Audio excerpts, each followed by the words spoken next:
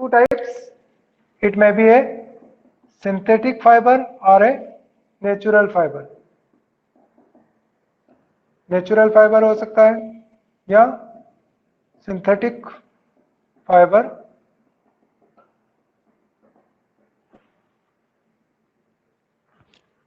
जो धागे होते हैं या जो स्मॉल स्मॉल फाइबर होते हैं, है ना, उन फाइबर्स को आप नेचुरली प्लांट या एनिमल से ऑब्टेन करते हैं, या तो आप प्लांट से ऑब्टेन करते हैं या उनको एनिमल से ऑब्टेन करते हैं। तो then they are called natural fibre. और सिंथेटिक फाइबर वो होते हैं जो केमिकली प्रिपेयर्ड होते हैं, prepared in factories, that are called synthetic fiber. The fibers which we obtain from plants or animals are called natural fiber, and the fibers which are chemically prepared in the factories, that are called synthetic fibers.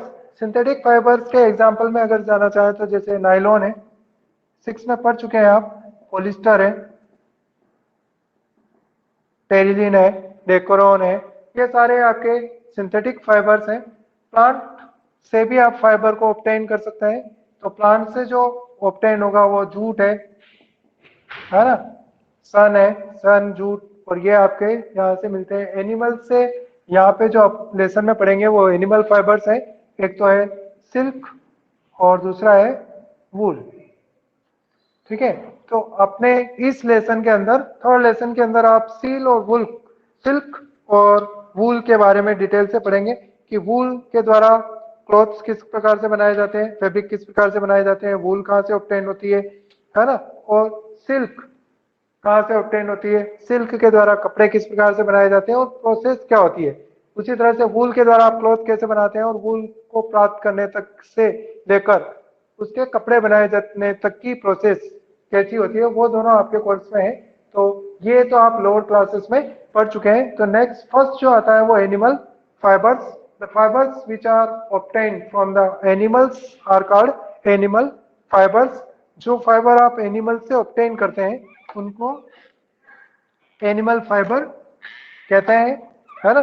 तो animal से कौन कौन से fibre आप obtain करते हैं, एक तो सिल्क और एक वूल, है ना। तो एनिमल फाइबर्स की डेफिनेशन समझ में आ गई। The fibres which we obtain from the animals are called animal fibres, उनको एनिमल फाइबर कहते हैं। फर्स्ट एनिमल फाइबर है आपका वूल, है ना। तो फर्स्ट अपन वूल पे आ जाते हैं। फर्स्ट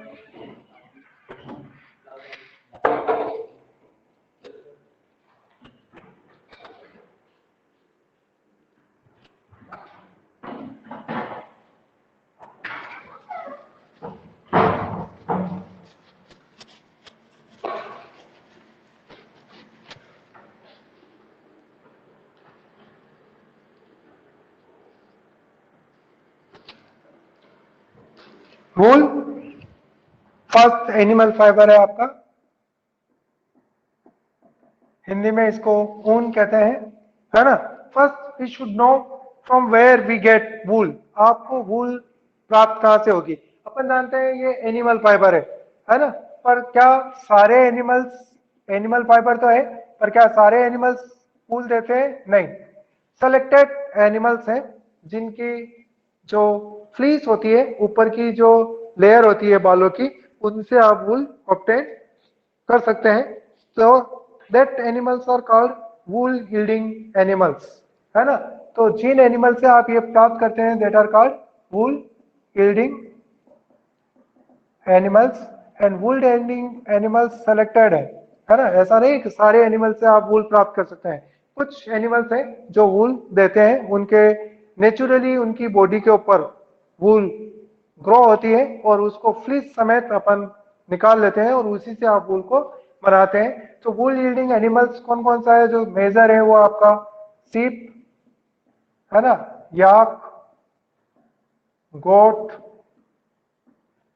कैमल, है ना, ये मेजर है। इसके अलावा भी बहुत सारे एनिमल्स होते हैं जिनके द्वारा आप वूल को ऑब्टेन करते हैं, है ना। लामा है,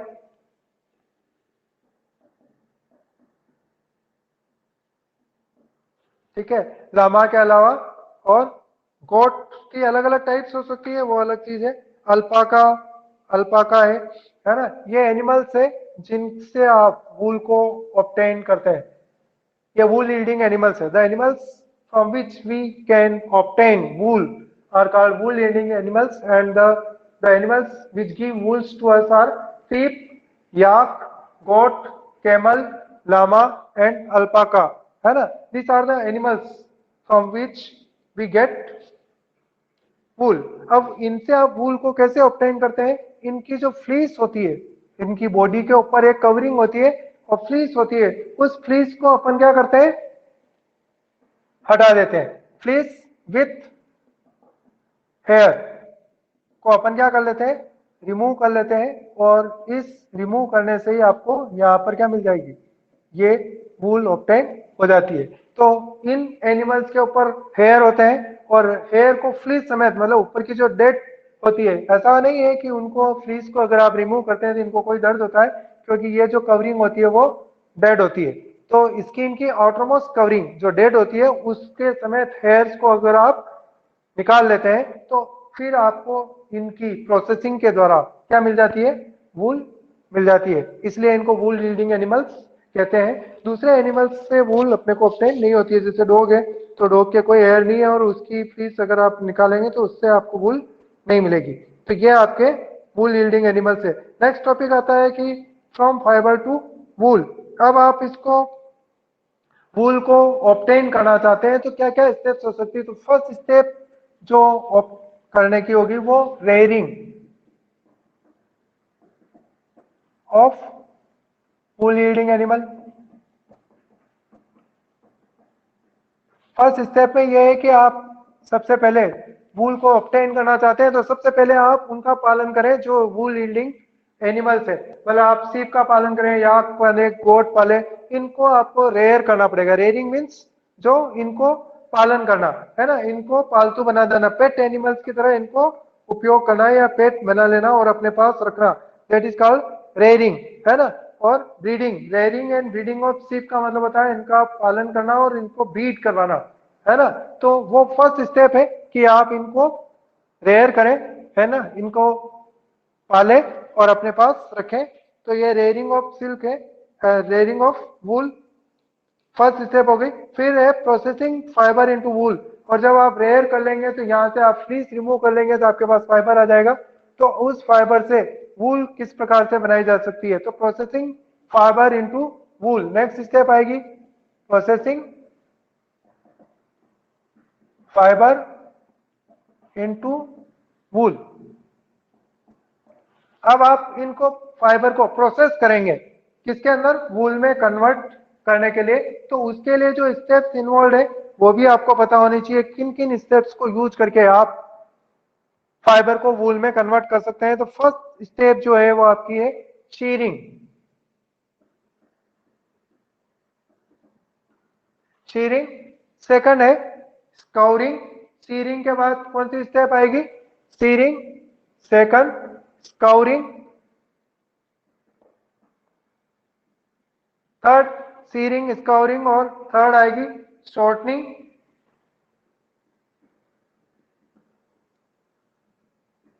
फोर्थ शॉर्टिंग के बाद cleaning of burrs. Next step है cleaning of burrs. Fifth step जो है वो है आपकी डाइंग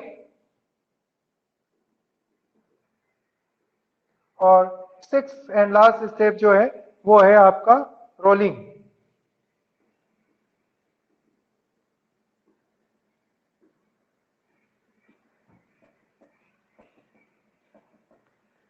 ये सारी स्टेप्स आपको फॉलो करनी पड़ेगी और आप फाइबर से वूल को ऑब्टेन कर लेंगे। शीरिंग का मतलब होता है कि जो बुक में देखो शीरिंग की डेफिनेशन आपको दे रखी है स्टेप फर्स्ट में, पेज नंबर 26 में। First, the fleece of the sheep along with the thin layer of skin is removed from its body. The process is called shearing. मतलब जो होता है sheep का जो फ्लीस होता है, रिमूवल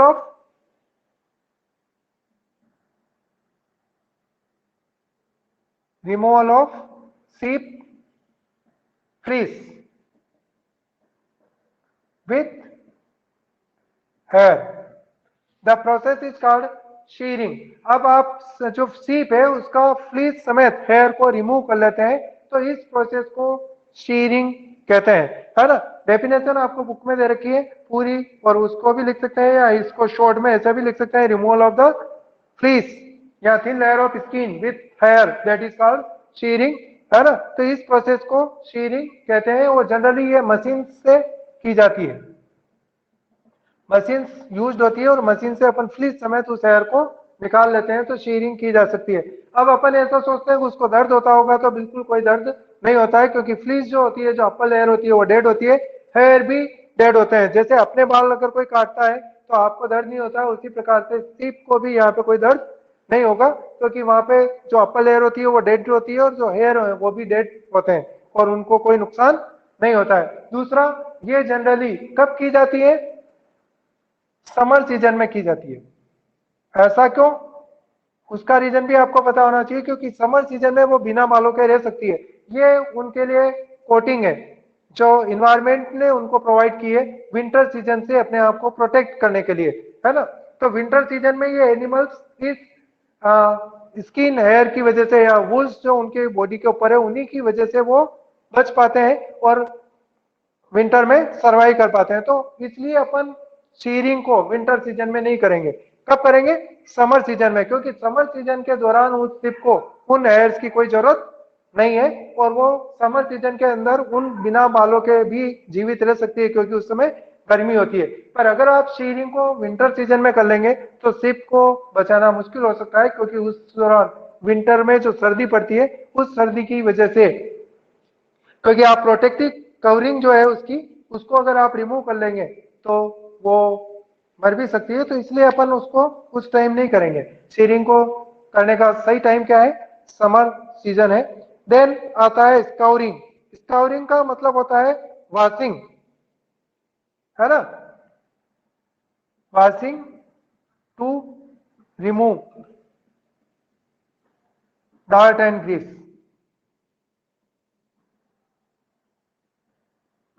है ना। जो भी ये जो आप ऑब्टेन करेंगे उन एयर्स को अगर आप टैंकों में डाल के बहुत तेज क्या करेंगे? धोएंगे। क्यों धोएंगे? क्योंकि वो सीप जो होती है वो कहीं पे भी बैठती रहती है, उसके ऊपर गंदगी लगी हुई होगी, बहुत सारे जो गोबर है या वो दूसरी चीजें हैं या सोइल चिपकी हुई होगी, तो बहुत सारी चीज, डर्ट, ऑयल, ग्रीस, सब कुछ उनके ऊपर लगे होते हैं, तो उसको सबसे पहले साफ करना जरूरी है। तो सेकंड स्टेप जो है स्काउरिंग, उसके अंदर अपन उन सभी एयर्स को ले जाकर टैंक के अंदर डाल देते हैं और उस टैंक के अंदर उसको थ्रोली वॉश कर देते हैं, ताकि उसके ऊपर जो भी ग्रीस हो, डर्ट हो, ऑयल हो, वो सभी हट जाए, और इस प्रोसेस को स्काउरिंग कहते हैं। इसकी डेफिनेशन भी आपको बुक में दे रखी है। The sheared skin with hair is thoroughly washed in tanks to remove grease, dust and dirt, this is called scouring. और ये भी जनरली मशीन्स के द्वारा की जाती है ना। जो मशीन्स अपन देखते हैं उनके द्वारा स्काउरिंग भी की जाती है। जो लार्ज स्केल में वूल प्रोडक्शन का काम करते हैं वो सभी स्काउरिंग को भी किससे करते हैं? मशीन्स के द्वारा करते हैं। तो ये भी मशीन्स के द्वारा ही किया जाएगा। फिर नेक्स्ट स्टेप आती है शॉर्टनिंग। शॉर्टनिंग का मतलब होता है कि सपरेशन ऑफ द फाइबर्स, है ना, अकॉर्डिंग टू टेक्सचर, है ना, अलग अलग टेक्सचर्स के हिसाब से, है ना, separation of fibre according to texture. Texture के हिसाब से, जैसा उसका शेप, साइज है, टेक्सचर है, उसके अकॉर्डिंग उनको अलग अलग कर लेना शॉर्टनिंग कहलाता है। शॉर्टनिंग का मतलब होता है छटनी, है ना। तो देखो, हर एक ऊन एक तरह की नहीं होती है। ऊनी कपड़ों में आप जाओगे तो बहुत सारी वेराइटीज मिलेगी, जैसे कपड़ों में मिलती है, तो अलग अलग वेराइटी वाली ऊन अलग अलग होती है। तो उनके हिसाब से, टेक्सचर के हिसाब से अपन सारी ऊन को, फाइबर को क्या कर लेते हैं? अलग अलग कर लेते हैं, है ना। इस प्रोसेस को शॉर्टनिंग कहते हैं। नेक्स्ट स्टेप है बर्स। जो छोटे छोटे फल्फी फाइबर्स निकल जाते हैं उनको बर कहते हैं, और इनका रिमूवल अपन कर देते हैं, रिमूवल ऑफ बर्ड्स। इस स्टेप में आप रिमूवल कर देते हैं बर्ड्स का, है ना। छोटे छोटे पार्टिकल्स वहां से निकले हुए होते हैं, जैसे स्वेटर में अपन देखते हैं, तो स्वेटर को पहनते हैं तो उसके अंदर छोटे छोटे पीस निकल जाते हैं जिनको बर्ड्स कहते हैं, और उन बर्ड्स को रिमूव करना होता है। और उसी प्रकार से यहाँ की प्रोसेस के भी अंदर अपन उन छोटे छोटे बर्ड्स को रिमूव कर देंगे। तो ये स्टेप कहलाएगी cleaning of burrs. Next step जो है डाइंग टू गिव कलर। देखो, जो सीप होगी उसका कलर, जो हेयर आप ऑब्टेन करेंगे वो कलर ब्लैक हो सकता है, व्हाइट हो सकता है, ग्रे हो सकता है। पर अगर आप उस वूल को कोई दूसरा कलर देना चाहते हैं तो यहाँ पे डाइंग की प्रोसेस में आप उसको दूसरा कलर दे सकते हैं। तो डाइंग के दौरान अपन क्या कर सकते हैं, जो कलर अपन उस वूल को देना चाहते हैं उस वाले कलर के अंदर उस वूल को डाल देते हैं, ताकि वो कलर उस वूल के ऊपर आ जाए, और इस प्रोसेस को डाइंग कहते हैं।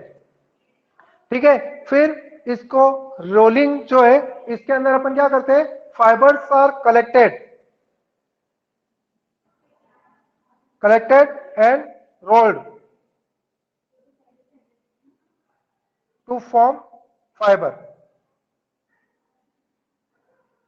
वूल फाइबर बनाने के लिए अपन जितने भी फाइबर्स यहाँ पे ऑब्टेन करेंगे उन सबको रोल कर देंगे ऐसे, है ना। तो रोल करने के बाद वही मशीन से किया जाएगा, और रोल करके उनके लंबे लंबे फाइबर्स बना देते हैं जो वूल फाइबर बन जाएंगे। तो ये सारी स्टेप्स है जिनको फॉलो करके आप वूल को ऑब्टेन कर देते हैं। सबसे पहले स्टेप ये है कि आपको रेयरिंग करनी पड़ेगी। जो वूल यील्डिंग एनिमल्स है उनको रेयरिंग और ब्रीडिंग करना जरिए उनका पालन करना पड़ेगा, उनको अच्छी तरह से ब्रीड करवाना पड़ेगा ताकि आप अच्छी तरह की वूल ऑब्टेन कर सके। तो अगर आप जितनी अच्छी तरह से की वूल प्राप्त करना चाहते हैं उसी के अकॉर्डिंग आप एनिमल्स को रेयर करें। फिर प्रोसेसिंग के अंदर ये सारे आएंगे, शीरिंग मतलब उसको स्किन को रिमूव करना है, स्काउरिंग मतलब उनको धोना है ताकि उनमें डर्ट और ग्रीस निकल जाए, सॉर्टिंग का मतलब होता है अकॉर्डिंग टू टेक्सचर उन सभी को अलग अलग करना, जो अच्छे हैं उनको अलग कर देना, जो थोड़े मीडियम है उनको अलग करना, और जो खराब है उनको बिल्कुल अलग करना। फिर उनके अंदर छोटे छोटे बर्ड्स रह जाते हैं तो उन बर्ड्स को रिमूव करना। फिर अकॉर्डिंग टू नीड या अपनी रिक्वायरमेंट के हिसाब से उसको कलर इंपार्ट करना डाइंग कहलाती है। और डाइंग के बाद उनको लंबे लंबे फाइबर्स में रोल कर दिया जाता है, यार्न बन जाती है, तो उसको अपन वूल कहते हैं। ये सारी स्टेप्स करके आप वूल को ऑब्टेन कर सकते हैं। तो स्टेप एक बार और देख सकते हैं, shearing, scouring, shortening, cleaning of burrs, dyeing and rolling, that are the steps which are used to obtain, है ना, वूल फ्रॉम फाइबर्स। अब देखो बुक में आपके 28 पेज पे कुछ क्वेश्चंस दे रखे हैं, जैसे Boojho is wondering why it hurts when someone pulls his hair but not when he goes for a haircut. तो जब वो कह रहा है कि हेयर कट करते हैं तब तो आपको दर्द नहीं होता है, पर जब आप खींचते हैं तब दर्द होता है। तो इसका रीजन ये है कि जहां से रूट की जो हेयर है उसकी जो रूट है वो लिविंग स्किन से, तो जब आप हेयर को खींचते हैं तो आपकी जो लिविंग सेल्स है वो भी हर्ट होती है और इसीलिए आपको दर्द महसूस होता है। पर जब आप कट करते हैं तब आप हेयर जो है वो डेड सेल्स हैं, तो जब आप उस हेयर को कट करेंगे तो आपको दर्द नहीं होगा क्योंकि वो आप डेड सेल्स हैं, और डेड सेल्स को कट कर रहे हैं तो कहीं दर्द महसूस नहीं होगा। पर जब आप पुल करते हैं तो नीचे की जो रूट की स्किन है वो लिविंग है और उसकी वजह से आपको दर्द होता है। अगला एक और है, Boojho is wondering why cotton garment cannot keep us as warm in winter as a woolen sweater does। ये कह रहा है कि वुलन स्वेटर जो होता है वो तो आपको वार्म रख सकता है, गर्म रख सकता है, पर कॉटन का जो शर्ट होता है वो आपको गर्म नहीं रख सकता है। तो उसका आंसर ये है कि वुलन के अंदर क्या होता है, ऐसे गैप होते हैं, पर कॉटन के अंदर गैप नहीं होता है। तो इन गैप्स के अंदर क्या होती है, एयर होती है, और air is the best conductor of heat. यहां से तो न तो ये हीट को अंदर आने देगी ना बाहर जाने देगी, तो आपकी बॉडी का जो टेम्परेचर है वो इस वुलन क्लॉथ की वजह से मेंटेन रहता है, क्योंकि ये एयर बेस्ट कंडक्टर है हीट की, और आपकी बॉडी के टेम्परेचर को या हीट को बाहर नहीं जाने देगी, तो वो अंदर ही रहेगी, तो आप गर्म महसूस करेंगे। जबकि कॉटन के अंदर ऐसा नहीं है, क्योंकि कॉटन के अंदर गैप कम होता है एयर का, और एयर गैप कम होने की वजह से वहां पे हीट इजी वे में पास हो जाती है और आपको थोड़ी बहुत ठंड महसूस हो सकती है।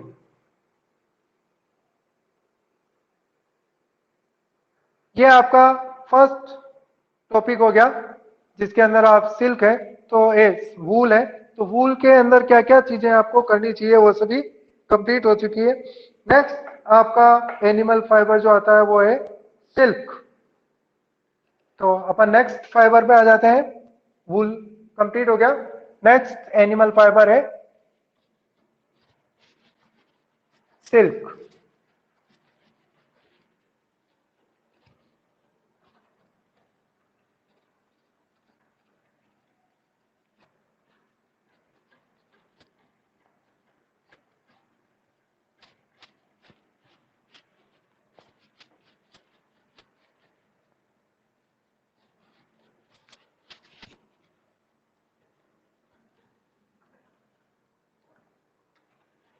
सेकंड एनिमल फाइबर कौन सा है?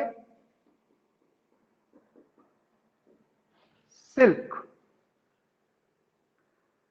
सिल्क भी एक एनिमल फाइबर है और वो आप ऑब्टेन करेंगे सिल्क वॉर्म से। किससे ऑब्टेन करते हैं? सिल्क वॉर्म से, है ना। द तो किस ये ऑब्टेन कहां से होते हैं? सिल्क वॉर्म से।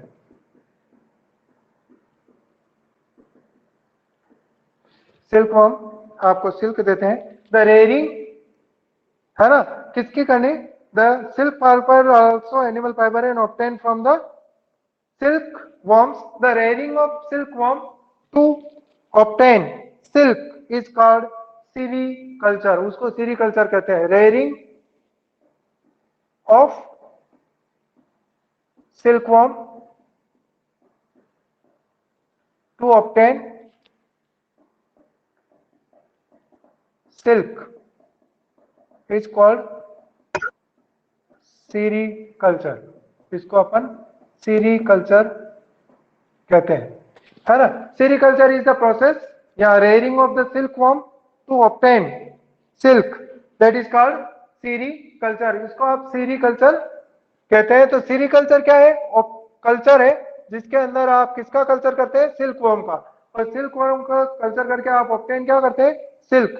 तो इसको सेरिकल्चर कहते हैं। यह सेरिकल्चर कहलाती है। The rearing of the silkworm to obtain silk is called sericulture. अब आपको सेरिकल्चर के लिए सिल्कवॉर्म्स चाहिए, तो सिल्कवॉर्म भी अलग अलग प्रकार के होते हैं। और सिल्कवॉर्म जैसा आप सिल्कवॉर्म लेंगे उसके अकॉर्डिंग आपका सिल्क की टाइप होगी। और सिल्क बहुत प्रकार के हो सकते हैं। तो अगर आप अच्छा सिल्क ऑब्टेन करना चाहते हैं, सबसे अच्छा सिल्क मलबरी सिल्क मॉथ जो होता है वो देता है। तो सबसे बेटर जो होता है वो कौन सा है?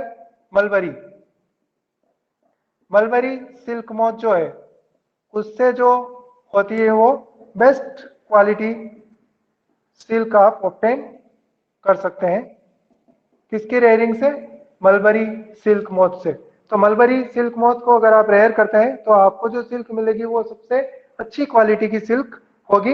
इसके अलावा भी बहुत सारे सिल्क मॉथ आते हैं, उनको अगर आप करेंगे तो अलग अलग, जैसे टसर सिल्क है, मूंगा सिल्क है, वो ऑब्टेन होगी। तो सिल्क की क्वालिटी डिपेंड करेगी कि आप किस प्रकार का सिल्क वॉर्म चूज करते हैं रेयरिंग के लिए।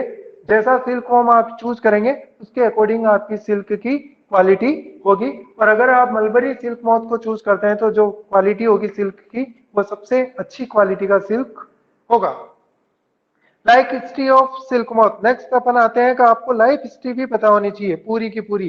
लाइफ हिस्ट्री का मतलब वो किस प्रकार से अपनी लाइफ साइकिल चलाता है, that is called life history of silk moth. सबसे पहले आपको फिगर दे रखे हैं बुक में, मेल और फीमेल। पेज नंबर 28 पे मेल और फीमेल दोनों का सिल्क मॉथ का फिगर दे रखा है। तो उसको आप देख सकते हैं। मेल जो होता है वो साइज में छोटा होता है और फीमेल जो होती है वो साइज में बड़ी होती है। मेल का काम रिप्रोडक्शन का है और फीमेल का काम अंडों को देना है। तो रिप्रोडक्शन के बाद फीमेल बहुत सारे अंडे देती है। इनकी रेयरिंग्स जनरली मलबरी लीव्स पे की जाती है। तो रेयरिंग के लिए कौन सा ट्री उपयोगी है? मलबरी। मलबरी लीव्स के ऊपर इनकी रेयरिंग अपन करते हैं। मतलब इनका खाना क्या है? मलबरी लीव्स है और मलबरी लीव्स से ये अपना फूड ऑब्टेन करते हैं। तो अगर आपको इनको रेयरिंग करनी है तो कौन सी लीव्स चूज करनी पड़ेगी? मलबरी लीव्स चूज करनी पड़ेगी और उसके ऊपर इनका अपन रेयरिंग कर सकते हैं। ठीक है। तो सबसे पहले फीमेल जो होती है, मेल और फीमेल रिप्रोडक्शन करते हैं। द फीमेल जो होती है, फीमेल फर्स्ट स्टेप के अंदर आपका फीमेल सिल्क मॉथ जो होता है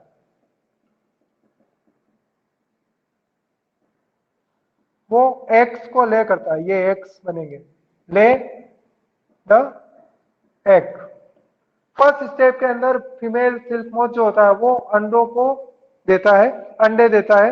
वो सारे अंडे एक साथ अपन परचेज भी कर सकते हैं, या आप सिल्क मॉथ की रेयरिंग करते हैं तो आपके वहीं पे भी होते हैं। तो मार्केट में एग्स जो होते हैं, लार्वा और एग्स दोनों आपको मिल जाएंगे।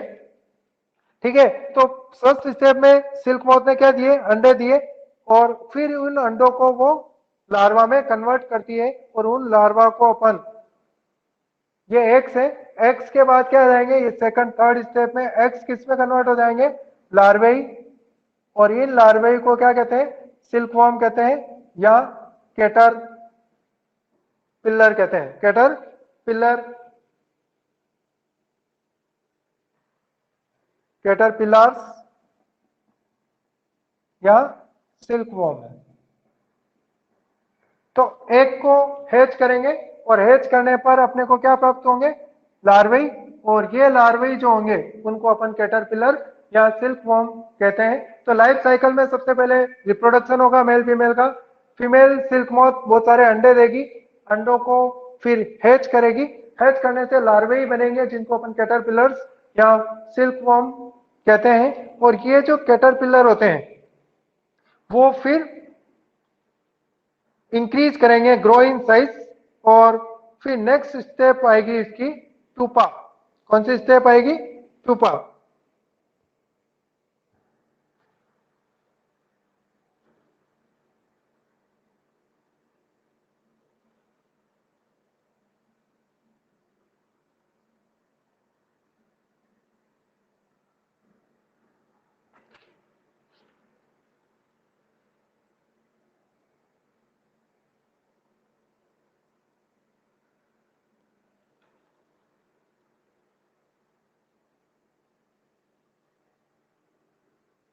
ठीक है, तो लार्वे फिर क्या करेगा, ये सिक्रेट करता है,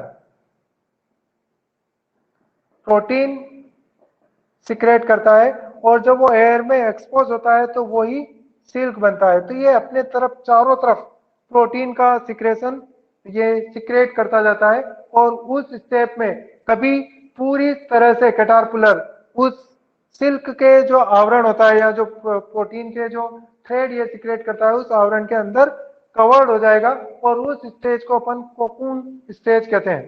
कौन सी स्टेज कहते हैं, कोकून, कोकून स्टेज आ जाएगी। ठीक है, तो लार्वाई है, कैटरपिलर है। कैटरपिलर फिर क्या करेंगे, जब बड़े होंगे फिर वो बड़े होने के बाद फिर क्या करेंगे, वो सिक्रेट करेंगे, प्रोटीन का सिक्रेशन करते हैं, और प्रोटीन के जो धागे वो सिक्रेट करते हैं वो अपनी बॉडी के चारों तरफ कवर करने लग जाते हैं एट शेप में। इस प्रकार से वो थ्रेड्स को बनाते हैं और अपने ऊपर कवर करते जाते हैं। एक समय ऐसा आता है कि पूरा का पूरा कैटरपिलर उस थ्रेड से कवर्ड हो जाता है, और ये जो थ्रेड्स होते हैं प्रोटीन के वो जब एयर और एटमॉस्फेयर के कांटेक्ट में आते हैं तो वो हार्ड हो जाते हैं, और वो हार्ड फाइबर ही होता है जिसमें आपको सिल्क ऑब्टेन होता है। तो ये हार्ड बन जाएंगे, और उस समय वो एक समय ऐसा आएगा कि वो पूरा का पूरा कैटरपिलर उस कवरिंग के अंदर चला जाएगा, और उस स्टेज को अपन कोकून स्टेज कहते हैं। तो कोकून स्टेज के अंदर जो कैटरपिलर है वो बिल्कुल अंदर चला गया, और उसके ऊपर पूरी की पूरी कवरिंग आ जाती है प्रोटीन थ्रेड्स की, और वही सिल्क थ्रेड होते हैं। फिर अपन क्या करते हैं, ये स्टेज कोकून है, और फिर इसके अंदर वो ग्रो करता रहेगा। ठीक है, और वो फिर अगर यहाँ पे आप सिल्क को ऑब्टेन करना चाहते हैं तो इस स्टेज से ऑब्टेन होगा, और अगर ऐसा नहीं होगा तो वो प्यूपा स्टेज में आकर वापस नया न्यू सिल्क मॉथ बन जाएगा। ये तो इसकी लाइफ हिस्ट्री है सिल्क मॉथ की। सबसे पहले मलबेरी ट्रीज लीव्स के ऊपर इसकी ग्रोथ होती है, रिप्रोडक्शन होगा, फिर एग्स देंगे, एग्स से हैच होगा तो लार्वे बनेंगे जिनको कैटरपिलर कहते हैं। कैटरपिलर अपने चारों तरफ प्रोटीन के धागों का सिक्रेशन करता है, और उनके अंदर ये 8 जो आपका फिगर होता है उस रूप में वो सिक्रेशन करता है, और फिर कैटरपिलर धीरे धीरे पूरे उसी सिक्रेशन के अंदर पैक हो जाता है। उस स्टेज को कोकून कहते हैं। फिर ये प्यूपा स्टेज में आता है। कोकून स्टेज के अंदर सिल्क मॉथ अपनी ग्रोथ को करता रहता है, और जब वो थोड़ा बड़ा हो जाता है, अडल्ट के पास आने लग जाता है, तब वो कोकून को तोड़ देता है और बाहर निकल जाता है, और बाहर निकलने के बाद वो मेच्योर सिल्क मॉथ बन जाता है। ये इसकी लाइफ हिस्ट्री है, जिसमें आप ये पढ़ सकते हैं पूरी लाइफ साइकिल क्या होती है। ठीक है, नेक्स्ट अपन आ जाते हैं फ्रॉम कोकून टू सिल्क। पर अगर आपको सिल्क ऑब्टेन करना है तब आप क्या करेंगे? तब आपको इस लाइफ साइकिल को कंप्लीट नहीं होने देना है। अगर आप इसकी लाइफ साइकिल को कंप्लीट होने देंगे तो आपको सिल्क ऑब्टेन नहीं होगा। तो हाउ वी गेट सिल्क? तो सिल्क जो है वो आपको ऑब्टेन होगा इस कोकून स्टेज से। यह तो इसकी लाइफ साइकिल है। लाइफ साइकिल को तो छोड़ देते हैं, कोकून स्टेज से आपको सिल्क मिलेगा। पर आप कैसे ऑब्टेन करेंगे?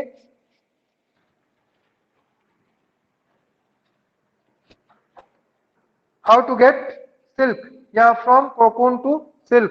नेक्स्ट स्टेप क्या है? फ्रॉम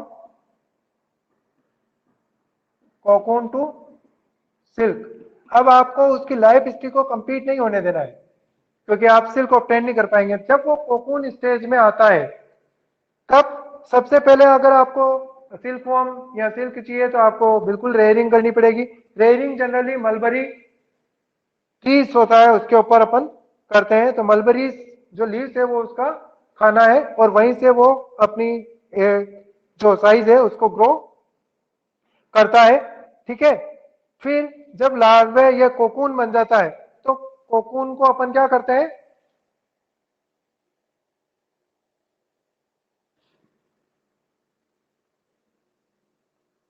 इन कोकून्स को, ये कोकून आपने ऑब्टेन कर लिए, इन कोकून को आप ऑयल वाटर के अंदर डाल देंगे या सनलाइट में रखेंगे।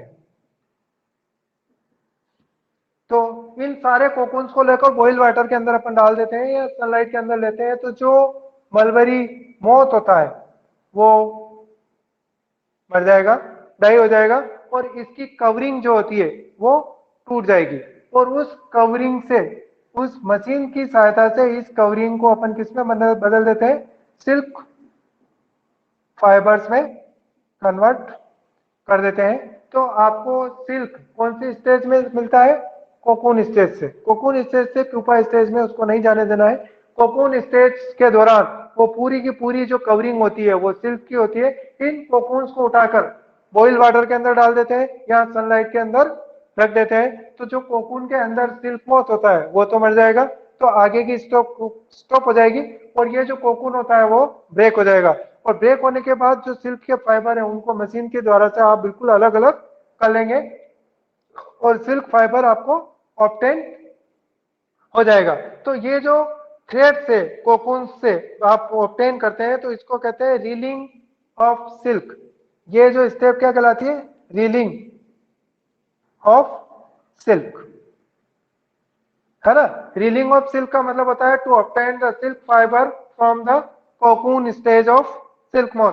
कोकून स्टेज जो है सिल्क मॉथ की, उससे अगर आप सिल्क फाइबर को ऑब्टेन कर लेते हैं, उस प्रोसेस को रीलिंग ऑफ सिल्क कहते हैं। और इस रीलिंग ऑफ सिल्क के द्वारा आप सिल्क को बना देते हैं। सिल्क फाइबर से फिर आप क्या बना देते हैं?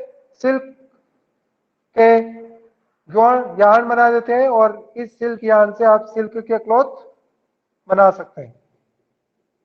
तो ये स्टेप है जो सिल्क को ऑब्टेन करने की मेथड है। तो स्टेज कौन सी स्टेज से आप ऑब्टेन करेंगे? कोकून स्टेज से। फिर बॉइल वाटर या सनलाइट में रखेंगे तो बहुत जो होगा वो डाई हो जाएगा। मशीन के द्वारा जो कोटिंग है उसकी कोकून की, उससे आप सिल्क को फाइबर को ऑब्टेन करेंगे। सिल्क फाइबर्स को अलग अलग कर लेंगे, और ये जो प्रोसेस है silk to obtain the silk fibre from cocoon, इसका रीलिंग ऑफ सिल्क। फिर इन सिल्क यार्न से आप सिल्क के क्लॉथ बना सकते हैं। ये पूरी आपकी स्टेप्स है जिससे आप सिल्क को ऑब्टेन कर सकते हैं।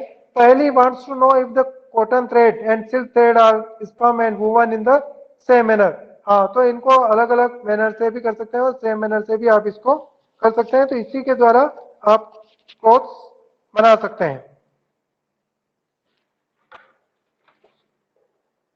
जो आपके 29 पेज है उसके नीचे आपको सिल्क के बारे में पूरा दे रखा है। दीज आर जो सिल्क है उसको ऑब्टेन करने के लिए कौन कौन सी मेथड यूज की जाती है या स्टेप्स है।